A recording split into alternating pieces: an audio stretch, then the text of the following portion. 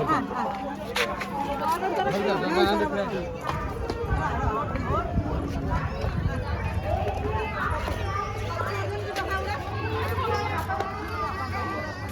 Puri train छाड़ा time रे अलग बगीरे रही जाऊँगी बापा बोल बहुत भिड़ लाइट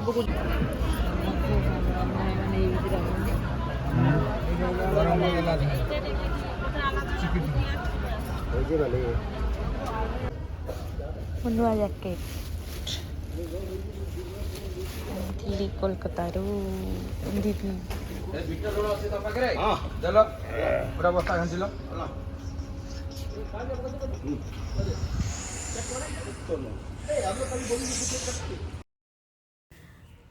जो भी आम ट्रेन चेंज करूँ से टाइम मुझे वीडियो बनई पार नी कहीं दीटा बड़ बड़ बैग थिला मुझे चाहूनी बापा एका नहीं जातु तो गोटे बैग गोटे साइड रू मत धरबार थिला से टाइम वीडियो करते बापा गाड़ी करते। नमस्कार जय Jagannath welcome back to my channel आउ मो आईफोन रे यहाँ हूँ फास्ट वीडियो मोर आगर दीटा वीडियो पलैला कहीं आईफोन मोर जो दिन आसाला से दिन चार्जर आसपार नाला भुवनेश्वर रू तो से जहाँ भी आम सम्मेलन जाइलु तो सहीठार किसी वीडियो मुझे बनई रखीदे आ न्यू ईयर पर जहाँ जहाँ वीडियो थी अपलोड कर देती भाविली कि यहाँ पर अपलोड करदेवी तो फाइनाली मुझे एडिट करुँची आम पुरी बाहर की झारखंड रे आसिक पहुँची गलु खड़गपुर रे ओल्लैलु तापर झारखंड चकुलिया रे ओल्लैलु सहीठी एमती वेट करिछु आ हमर गुरु भाई माने बहुत सारा देखा हेले समस्त आम सेठू बस रे जाउछु। झारखंड मो लाइफ रे फर्स्ट टाइम जाइछि हेले मोर एते किछि भल एक्सपीरियंस रहिलानी जोटा कि आपण मानक सहित शेयर करी पूरा लागिला टांगरा टांगरा भूई टाइप रो आमे जाइथिलु हम ठाकुरन काम रे सेटा बहुत बढ़िया से हेतिला चकुलिया स्टेशन रू आम सम्मेलन पीठ से पूरा 16 किलोमीटर डिस्टेंस थिला तो एबे आमे फाइनली आसिक पहुँची गलु आम कैंप जो सब बनाई जो भक्त मैंने रे आ जो ठाकुर आसन आ ठाकुर सब जिनस से बनाई तो से आम आसिक पहुँची गलु एथर बहुत दुकान बजार मेला लगी तापर आम समस्त ओह्लैलु तापर बाबा गले डेलीगेट करने डेलीगेट कर सारा पर आमको कैंप नंबर अलाउ हो गला 20 माने जोड़ा कि बो आउ मु रहिबु आउ बाबा आउ मामू जो जाइछंती तो से माने रहिबे 65 नंबर रे बहुत ठंडा थिला जेहेतु तंबू घरे तो तार एक्सपीरियंस अलग प्रकार किंतु छोट बेलू मुझे जाई कि मोर अभ्यास अच्छी तो मत एत किसी प्रॉब्लम हुए समस्त भावती मु पूरा माने फुलरे बढ़ी के आसी तो मु एडजस्ट करें एमती सेमती सेमती सेमती सेमती किसी ना मुझे सबुठी रही पारे तो मत भल लगे सब जिनस आ फैमिली सहित जुआड़े भी गले आहरी भल लगे मो बाबा सहित गले भल लगे हेले मैंने बुलेबे सब कहे खा सब भल किंतु सी कहे कि खाली जल्दी जल्दी जल्दी जल्दी चला जहाँद्वारा कि आम सब जल्दी पहुँची जावा और जल्दी देखीदे तो ये आमर कैंप स्टार्ट माने कैंप हो ना को केते नंबर कैंप को जीवा कैंप अलाउ हो जाइए तो सेठी एमती सिस्टम थिला कि ट्रॉली रे नहीं लगेज पहुँचाऊे तो सब गुड़ा लगेज आम पाखे थिला बापा रेंगे बस अल्प नहीं जी दरकार आउ आम गला बेलू बहुत लोग आसी सारी देखो एमती सब पूरा माहौल बहुत गुड़े कैंप बनाई बहुत गुड़े टॉयलेट बनाई बहुत सारा माने दुकान बाजार बहुत पड़ता जेहेतु मुझे फोन चार्जर नहीं नी तो बेसी किसी वीडियो बनई पारी मुझे चाहूँगी बस यही जगार किसी किसी क्लिप नहीं जी जोटा कि मुझे यूट्यूब रे पकई पारि आर फोन मोर एत भल वीडियो बनेनी आपण मैंने तो समस्ते जानी आ बहुत अपेक्षा करी फोन को तो फोन आसीगला आ बहुत खुशी कहीं जिते ड्रीम पूरा हुए बहुत खुशी लगे कैंप गुड़ाक एपर्यंत कहीं रही ना देखो पूरा खाली खाली गोटे गोटे कैंप्रे प्राय 700-800 लोक रे यही जिनस माने यही घरे रहीबार मजा भी अलग सब तो आम बहुत बढ़िया से रोचे घरे तो केबे केबे एमिति बाहर आसिकी तंबू घरे समस्त सहित शोबार गोटे मजा गोटे एक्सपीरियंस लाइफ रे नवा दरकार कहीं जीवन में मनीष केते कौ सिचुएशन देखिए से किए जानी तेणुक सबुठी एडजस्ट हो गले सब भल आउ फ्यूचर भी भल आमर बैग फैग आम आराम से रेडी करके समस्त आम बो मु गाधे जीवु बापा रेंगे से मैंने सब पलैले तापर आम गाधे आसिक पहुँची गलु खावाई देखो एमती जगार सब एमती आरेंजमेंट होती ଗୋଟେ 2 ଲାଇନ୍ ଉଠୁଥିବେ ପୁଣି ବସୁଥିବେ। ତ ଏମିତି ବହୁତ ସାରା ଲୋକ, ପ୍ରାୟ 80,000 90,000 ପାଖାପାଖି ଲୋକ ହେଇଥିଲେ ସେଠି।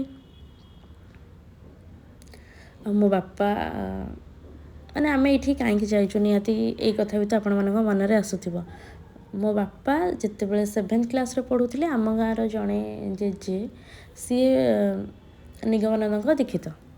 ତ ସିଏ ମୋ ବାପାଙ୍କୁ ଏଇ ଦୀକ୍ଷା ନେବା ପାଇଁ କହିଥିଲେ। ତ ମୋ ବାପାଙ୍କର ପସନ୍ଦ ଆସିଥିଲା, ତ ସିଏ ନେଇଥିଲେ। ତାପରେ ମୋ ଜେଜେମା ଆଉ ମୋ ବୋଉ, ବାପା ଆଉ ବୋଉ ମୋର ନିଗମାନନ୍ଦକୁ ବହୁତ ମାନନ୍ତି। ଆଉ ପ୍ରତି ବର୍ଷ ତାଙ୍କର ଗୋଟେ ଭକ୍ତ ସମ୍ମିଳନୀ ହୁଏ।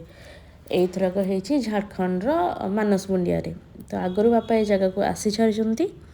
ମୋ ବାପା 7th କ୍ଲାସ୍ରୁ ଆଜି ଯାଏଁ ଯାଉଛନ୍ତି। ମାନେ ସିଏ ପ୍ରାୟ ଇଣ୍ଡିଆ ଭିତରେ ବହୁତ ସାରା ଜାଗା ବୁଲି ସାରିଛନ୍ତି।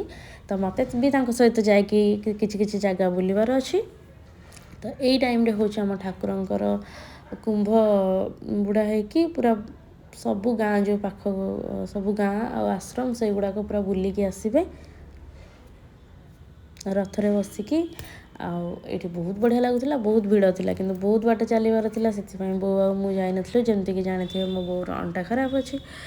ତ ବାପା ଯାଇଥିଲେ, ସେ ଆଶ୍ରମ ଆଡ଼େ ବୁଲିକି ଆସିଥିଲେ। ଆଶ୍ରମ ଏଇଠୁ 3-4 କିଲୋମିଟର। ପ୍ରାୟ ସବୁବେଳେ ଆଶ୍ରମ ପାଖରେ ହିଁ ସମ୍ମିଳନୀ ହୁଏ, ଯେହେତୁ ସେଇଠି ଜାଗା କମ୍ ଅଛି ଆଉ ପୁରା ମାର୍କେଟ ହେଇସାରିଲାଣି। ତ ଏତେ ବଡ଼ ସ୍ପେସ୍ ନଥିଲା, ସେଥିପାଇଁ 3-4 କିଲୋମିଟର ଡିଷ୍ଟାନ୍ସରେ ହେଇଛି। ଆଉ ଦେଖନ୍ତୁ, ଇଏ ହେଉଛନ୍ତି ଆମର ମାନେ ଜୟଗୁରୁ, ମାନେ ନିଗମାନନ୍ଦ। ଆଉ ଛୋଟବେଳେ ମୁଁ ଆଙ୍କୁ ମୋ ବାବା ବୋଲି ଭାବୁଥିଲି। ଏମିତିରେ ବି ସେ ବାବା, କିନ୍ତୁ ମୁଁ ଛୋଟବେଳେ ଭାବୁଥିଲି ବାବା। ଆଉ ଏଇଥରକ ଡେଲିଗେଟ୍ ସିଷ୍ଟମ୍ ଏମିତି ହେଇଛି, ସବୁଦିନର ଅଲଗା ଅଲଗା ଆଉ ଏମିତି ହେଇଛି।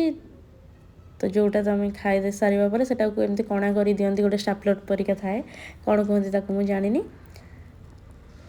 ତ ବୋଉ ଆଉ ମୁଁ ଡେଲି ଯାଉ, ସକାଳ ସନ୍ଧ୍ୟା ରାତି, ସକାଳ ଦ୍ୱିପହର ଆଉ ରାତି ହେଲେ ମୋତେ ଜମା ଇଚ୍ଛା ହୁଏନି ଖାଇବା ପାଇଁ, କାହିଁକିନା ଶୀତ ଲାଗେ, ବାହାରକୁ ଆସିକି ଯିବାକୁ ଇଚ୍ଛା ହୁଏନି। ଆଉ ଏଇଠି ଯଦି ବି ମାନେ ଭେଜ୍ ଥିଲା, କିନ୍ତୁ ବହୁତ ଟେଷ୍ଟି ଥିଲା। ଆଉ ମୋତେ ଠାକୁରଙ୍କ ଆଶ୍ରମର ଖାଇବା ବି ସବୁବେଳେ ଭଲ ଲାଗେ।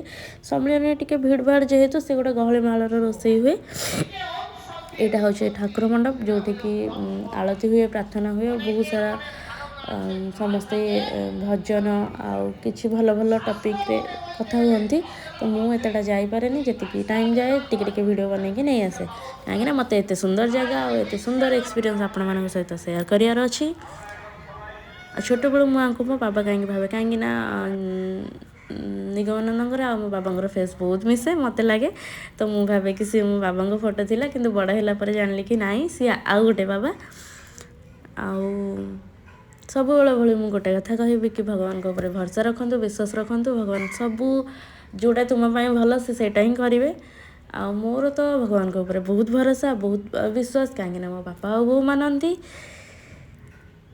ତ ମୋତେ କମେଣ୍ଟରେ ନିହାତି ଜଣାଇବେ କି ଏ ବ୍ଲଗ୍ଟା ମୋର କେମିତି ଲାଗିଲା।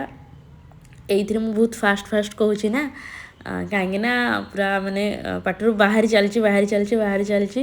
ତ ନନ୍ଷ୍ଟପ୍ କିଛି ରହୁନି, ମାନେ କିଛି ଅଟକିବାର ନାହିଁ, ବହୁତ ସାରା କଥା ଅଛି କହିବା ପାଇଁ ଯେମିତି। ତ କେମିତି ଲାଗିଲା ଏ ବ୍ଲଗ୍ ମୋତେ କମେଣ୍ଟ କରିକି ଜଣାଇବେ। ତ ଆଶା କରୁଛି ଆପଣମାନଙ୍କୁ ଏ ବ୍ଲଗ୍ଟି ଭଲ ଲାଗିବ।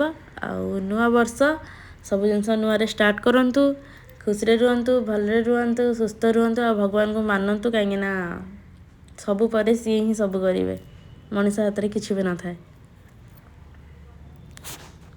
ଆଉ ଥ୍ୟାଙ୍କ ୟୁ ଭଗବାନ, ମୋ ଏତେ ବଡ଼ ୱିଶ୍ ପୁରା କରିଦେଲ। ମୋର ଲାଇଫ୍ରେ 2ଟା ୱିଶ୍ ଥିଲା, ତା ଭିତରୁ ଆଇଫୋନ୍ ଗୋଟେ।